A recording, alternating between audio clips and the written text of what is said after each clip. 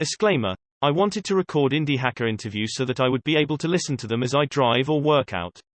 I do not own this content, so please support the Indie Hacker community by reading the original interview via the link in the description. And if you're interested in joining an incredible community of entrepreneurs working to build online businesses, I can't recommend checking out indiehackers.com enough. Building a business out of my own self-improvement project. Hello.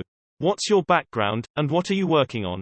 Hello. My name is Daniel Scocco, and I am a developer and digital entrepreneur from Brazil, though I've traveled around quite a bit. I built my first website back in 2005 and simply fell in love with all the possibilities that the internet had to offer.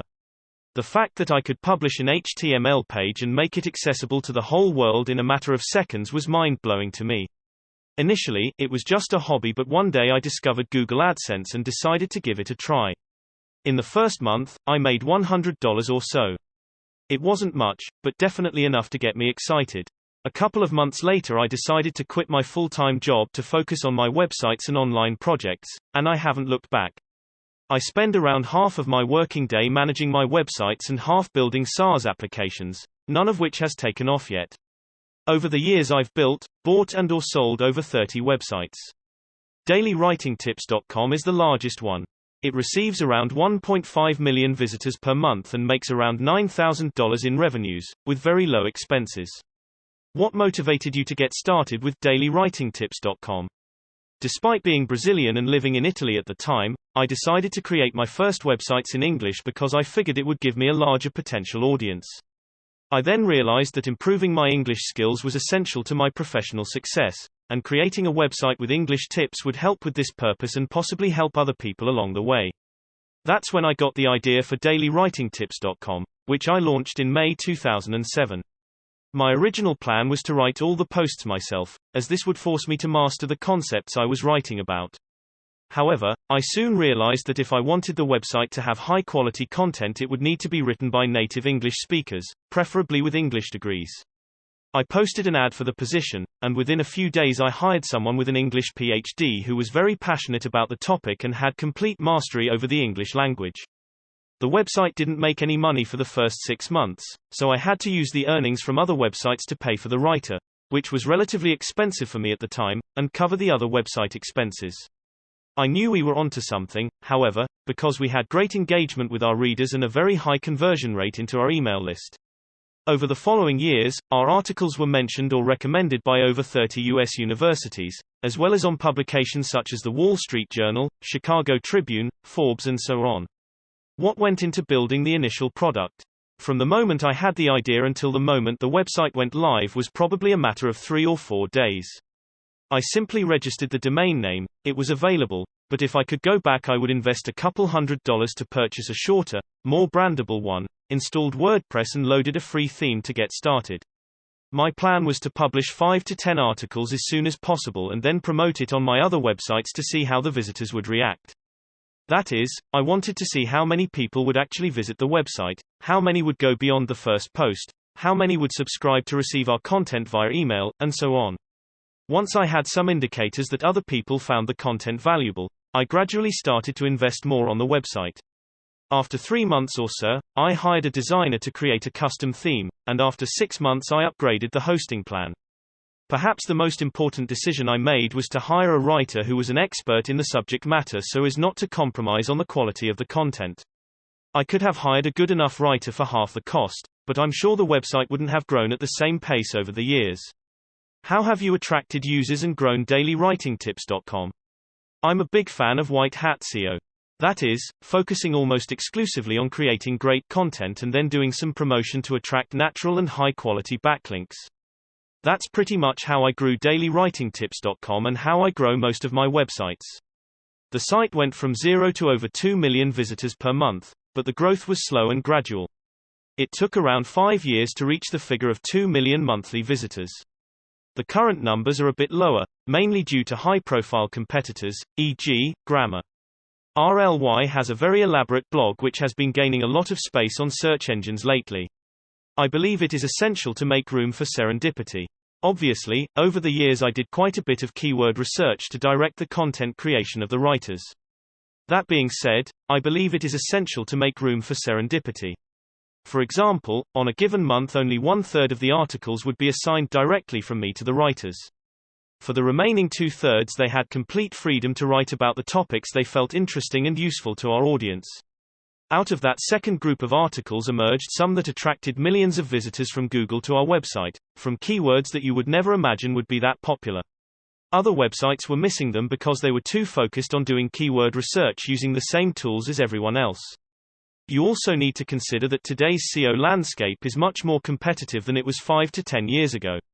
I still believe it is one of the most efficient and cost-effective online marketing strategies, but gone are the days where you just had to do some keyword research, write a simple article, grab a couple of backlinks, and watch the traffic come in.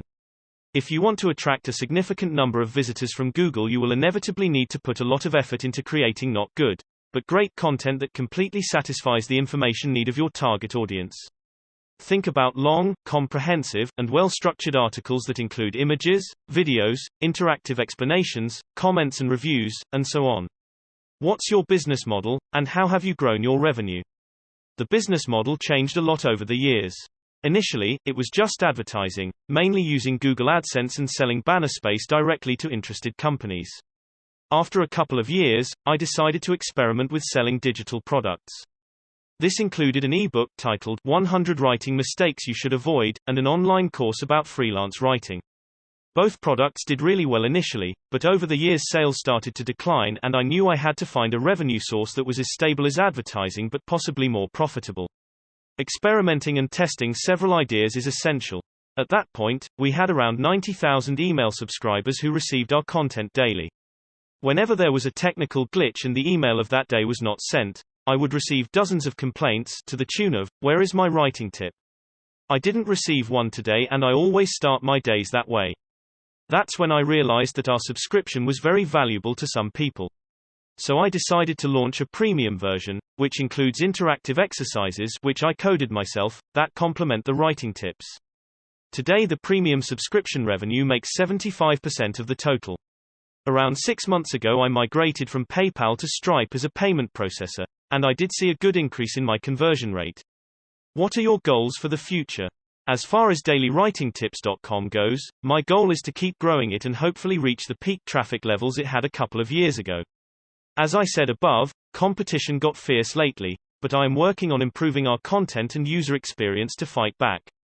On a broader perspective, I also have the goal to build a profitable SaaS business, reaching $1 million in arranged by. I love to use technology to solve real problems, and I believe the SaaS model is one of the best. As Theodore Levitt once said, people don't want to buy a quarter-inch drill, they want a quarter-inch hole. What were your biggest mistakes? By far the biggest one was to lose focus. When the website reached its peak of around 2 million visitors per month, I mistakenly assumed my work there was done and that I could move on to other projects while the money would keep flowing on this one. That's when my competitors kept working hard and started to take part of my business. And here's the crucial factor. Regaining a lost market position is much harder than keeping one. In other words, you need to work hard to get there, but once you arrive you need to keep working hard to stay there. Regaining a lost market position is much harder than keeping one. Another mistake I made was to not care enough about my churn rate. If you use a subscription model for your service or product, churn rate is probably the most important factor you need to track and optimize. If you have a very low churn rate, even if you grow slowly, eventually it will add up. If you have a high churn rate, however, you don't have a sustainable business, period. You might try to mask it with advertising or growth marketing, but eventually the huge number of people leaving your service will make things unsustainable. Have you found anything particularly helpful or advantageous? I try to read as much as possible, around 3 books per month these days, and that helps a lot. As people say, knowledge is indeed power. If you don't have time, try using audiobooks. I do most of my reading while driving or exercising.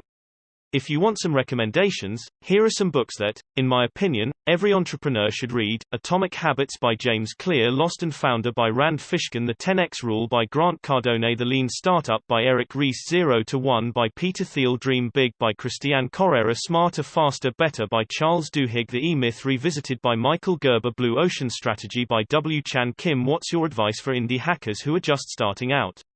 Read The Lean Startup by Eric Ries and learn how to test ideas and hypotheses in a fast and cost-efficient manner. Sometimes you don't even need to build an MVP. You could start your test with a simple landing page, tracking what percentage of visitors click on your Join or Buy button. You will probably have to test dozens of ideas before you find one that really has potential. Using the tests described above will also force you to evaluate if you have a channel to reach your potential customers. Sometimes you have a great idea which indeed has potential and holds value for your target customer, but you don't have any way to reach those potential customers in a cost-efficient manner. If this is the case, you will either need to develop this channel or move on to the next idea. Experimenting and testing several ideas is positive and perhaps even essential. Once you find one where the data is giving you positive signs, however, focus your efforts and have some persistence. Many of my failures in the past could be attributed to spreading myself too thin, working on many projects at the same time, and giving up on projects too soon. Where can we go to learn more? You can visit my personal blog, danielscocco.com. I am always looking to expand my network, so feel free to send me an email at danielscocco@gmail.com. I will be glad to help with anything I can. If you have any question or suggestion, just leave a comment below and I will reply to it as soon as possible. Daniel Scocco, founder of Dailywritingtips.com, want to build your own business like Dailywritingtips.com? You should join the Indie Hackers community. Hugging face, we're a few thousand founders helping each other build profitable businesses and side projects. Come share what you're working on and get feedback from your peers. Not ready to get started on your product yet? No problem. The community is a great place to meet people, learn, and get your feet wet. Feel free to just browse. Courtland Allen, Indie Hackers founder.